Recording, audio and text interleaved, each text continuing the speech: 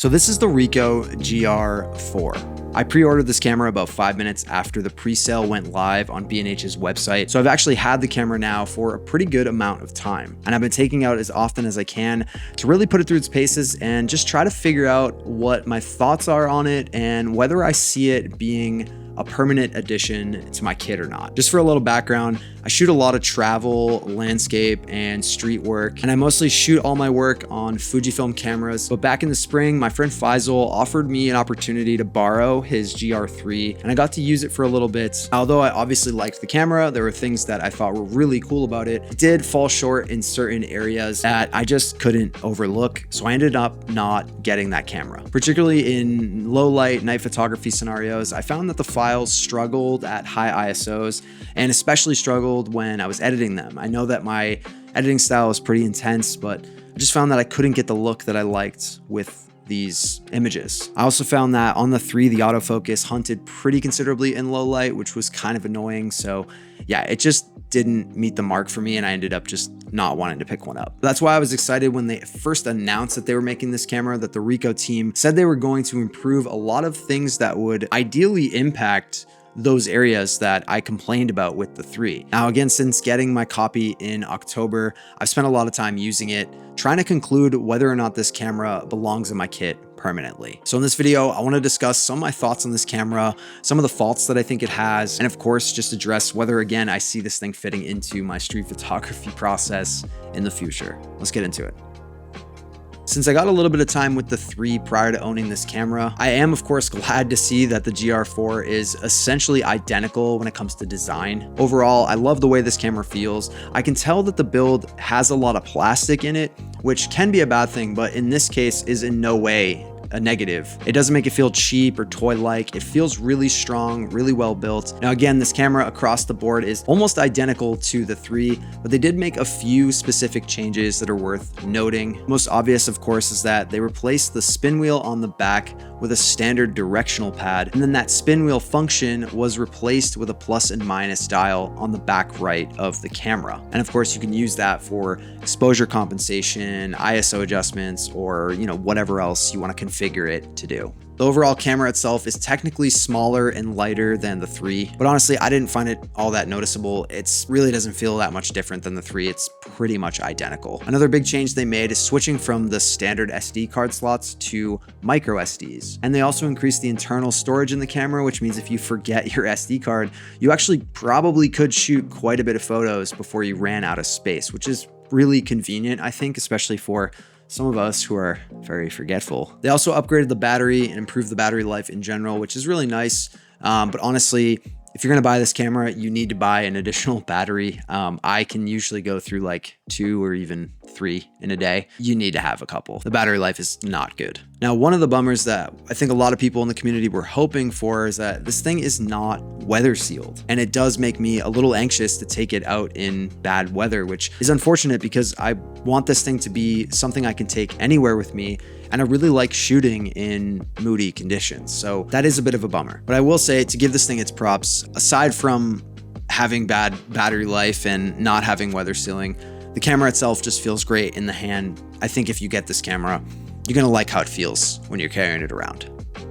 When it comes to image quality, personally, I care way less about how sharp or resolute a camera's images are and much more about how flexible the files are. Because I edit my photos pretty heavily, I ultimately have to care a lot about how flexible the files that come out of a camera can be. That being said, although my concerns may be in the file flexibility department, they did make some improvements to certain aspects of this camera that will affect image quality and may be of pretty high importance to you. For example, this new upgrade comes with a new lens. They added a new element to it, and they also added a new coating to the lens, which is supposed to help prevent dust coating or sticking to the lens itself. And they also slightly decreased the size of the barrel of the lens. So when it actually comes out, when you turn it on to shoot, camera itself is technically even thinner front to back. Internally, they've bumped up to a 25.47 megapixel sensor, and they've also added IBIS, which, for me, being concerned about low light, that could be pretty important. It definitely will impact how much you can do with this camera at night. Reverting back to the original point I was making, for me, the number one image quality concern is how the images perform when I'm processing them. What can I do with them? Can I get the look that I'm going for? And I gotta say, just in general, I was pretty impressed with these files. Even in some really rich, contrasty, punchy scenes, I was able to do a lot to recover highlights and shadows, and really appreciated how well colors in the scenes would render. So I will say, especially if you're shooting in, of course, like good lighting, if you're shooting in the middle of the day, for example, I have no concerns about image quality, file flexibility, anything like that with this camera. That said, I was curious to see how these files would hold up in low light, particularly when shot at really high ISOs. Using the 3.8, I did find that ISOs as low as like 2000, the files sometimes would fall apart when editing, unfortunately. But so far with the 4, I felt comfortable shooting ISOs as high as 3200 and above, sometimes as high as 6400, and still being able to get something that I like when editing. Now, of course, some files at high ISOs started to fall apart during editing. You'd still get color bleeding or just really heavy, like off looking noise in shadowy areas. But what I was able to do with this camera in low light, I was really impressed with those improvements. I feel like a lot of strides were made in this department. If you don't edit heavily the way that I do, or if anything, maybe you shoot straight out of camera JPEGs and you want to use the, Ricoh cinema profiles, for example, I'd be shocked if you can't get solid image quality regularly at ISOs as high as 6400 with this camera. Flexibility is most required when you're editing. If you're just lightly editing or shooting JPEGs, I wouldn't stress image quality with this camera at all. In good lighting scenarios, you're gonna have no issues with autofocus on this camera at all. It's snappy, it's fast to lock on, and it's gonna nail focus 99% of the time, which is more than you can expect or ask for from any camera. Well, of course, what I was most curious about was how it would do in low light scenarios. Now, as I mentioned previously, the Ricoh GR3 just didn't meet the mark for me in low light. So I really wanted to play around with the GR4. And with this camera, I did notice a lot of improvement from the 3 with how this thing works in low light. It does still hunt in low light. I do still sometimes miss focus, but I did notice an immediate difference. It does perform a little bit better. I'd still say I wouldn't buy the Ricoh system for its autofocus, obviously. Compared to other systems, it's not the best, but for a camera this small with this form factor, I can't complain too much. I was pretty happy with the results I was getting.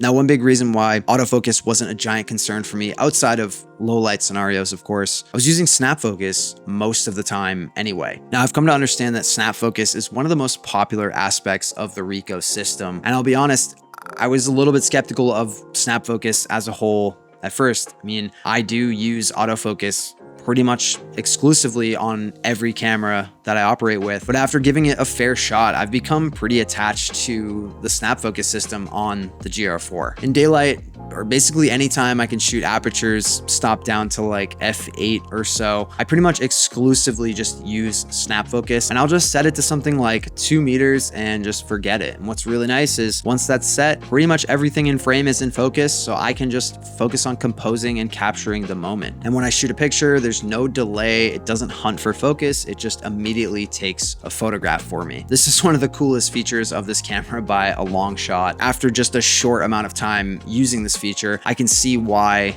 the Ricoh has become such a popular camera system in the street photography community. Now, on top of being able to set your snap focus distance, I actually programmed the function button on the camera to pull up the snap focus distance menu for me, so that if I'm switching from shooting, a crowd scene where I have subjects really close to me to maybe more of a cityscape scene where most of the subject matter is far away, I can quickly pull that menu up and make an adjustment to the focus distance so that everything that I want to have in focus is still in focus.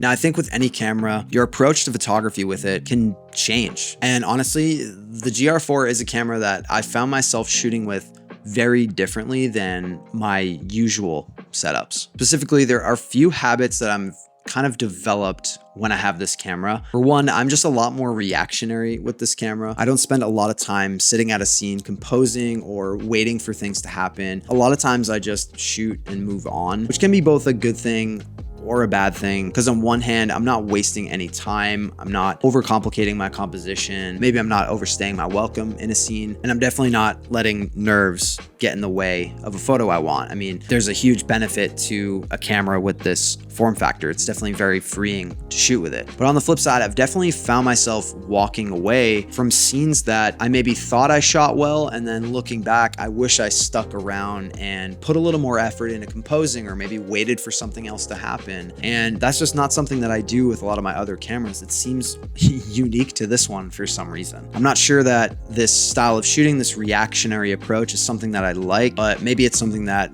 with more time I can adjust, I can change. On another note, the subject matter and just general vibe or feeling of a lot of the photographs that I'm taking with this camera are very different than what I get when I'm shooting with like my Fujis, for example. In a general sense, I found myself a lot more focused on texture, and when it comes to, you know, not just the composition, but like lighting, I'm embracing a lot more contrast and like grunginess to the photos I'm getting. It's like I feel a preference to push in like the opposite direction of what 90% of my work would look like. Now, ultimately, my experience with using this camera, I just feel a little bit faster on the street. Maybe I make less decisions, or I make decisions quicker. And I'm definitely being a little bit more experimental, which I think can be a good thing. But I'm worried about what this means in terms of fitting this work into the greater picture for me, fitting it into the rest of my photography. The habits that I'm developing, like I said, being more reactionary, looking for different subject matter, I think a lot of them come from a very distinct disconnect that I have to this camera. On my other cameras, I shoot almost all my photographs through the viewfinder. I almost never look at the screens on my cameras. Shooting through the viewfinder, looking through the camera, I just feel a little more connected to the process, feel a little more connected to the scene that I'm photographing, the subjects that I'm photographing. This has been probably the biggest challenge I've faced using this camera and trying to get comfortable with it as a daily carry. When I look across the work that I've made with this camera so far, and I see how different it is from the rest of the work that I'm doing, I'll be honest, I'm not so sure I'm that happy with it. I'm wondering whether I'll be able to bring that work to a place where it feels cohesive with everything else that I'm shooting. At the end of the day, this might just be a time under tension issue. I mean, again, I've only had this camera for a couple of months. Maybe I just need to lock in and, you know, figure it out. I don't know, but we'll see. Now, aside from my personal disconnects with this camera, I really love this thing. I mean, it's a great camera, especially, again, how much power is packed into this tiny little form factor. It's impressive, but there is a huge issue that I need to talk about with this camera. At $1,500 retail plus tax, this thing is just flat out plain too expensive for what it is, in my opinion. You can blame the tariffs, you can blame inflation, you can blame whatever you want to blame. But even with all that in mind, I don't know, I still can't arrive at a $1,500 price tag for this camera, especially considering it's not weather sealed and it doesn't come with any accessories. It doesn't come with like a charging adapter, extra batteries, a flash, a lens adapter. There's nothing in the box except the camera and one lens. So I don't know, it feels a bit overpriced in my opinion. I will give it credit. There's some major improvements that came. The addition of IBIS is amazing. The battery life is a little better. The image quality is stronger. Low light capabilities are higher. Not a whole lot of things wrong with this camera, but even so, it's still so similar to the 3 that, at least for somebody in my shoes who's still unsure about the Ricoh system, it might be smarter for me to migrate back to the 3 and use the difference in money, purchase accessories for that camera. Maybe get some lens adapters to play around with, maybe get a viewfinder to play around with, or get a flash. I don't know. Am I wrong? Am I crazy here? Let me know in the comments if I'm overthinking this, if my opinion is ridiculous. But yeah, I'm not so sure this thing's priced well. You let me know. So my final verdict on this camera, am I going to keep this thing? What is the conclusion here? By all accounts, there's not a thing wrong with this camera. It does everything I wanted it to do for the most part. Where I'm having a hiccup comes from personal preferences. It comes from my past experience shooting other cameras, shooting in a different style, getting a different look from my work. These things have just made switching to this and committing to it overall hard to do. Now, to you, it may be silly, but having no viewfinder on a camera has been a huge hiccup for me. It's been really hard to find a connection with this thing. And sure, you could argue I haven't had it for a long time. Maybe if I waited 6 months or a year or something, eventually it would just click. That's great. I think that's a fair point. But honestly, I'm not so sure that I want to commit that amount of time to just getting used to a camera. I have things I want to photograph now well. So my verdict on this thing is essentially this. For me, I'm not sure the Ricoh GR IV has a permanent place in my kit, especially at the current price point. And then when I consider my current shooting style, I'm also not sure this camera is meshing well with the work that I want to make. I think this thing is really impressive for what it is, especially for its form factor. It's one of the most convenient cameras I've ever had by a long shot. But again, with the price where it's at, coupled with my personal shooting style, I don't know if this will stay in my kit permanently, or maybe I'll downgrade to the 3 and give that a go for a longer period of time. I'm not sure yet. But let me know in the comments what you think about some of the points that I made in this video. Lastly, if you enjoyed this conversation, or if you enjoy gear conversations like these, or maybe you just want to see what types of work that I shoot and share regularly, consider subscribing to the channel so you don't miss any of the videos that I have coming up. I have quite a bit planned for the channel in the new year, and I'd love to have you in the community. Anyways, appreciate you guys watching. Thanks again. Hopefully I'll see you in the next one. Cheers.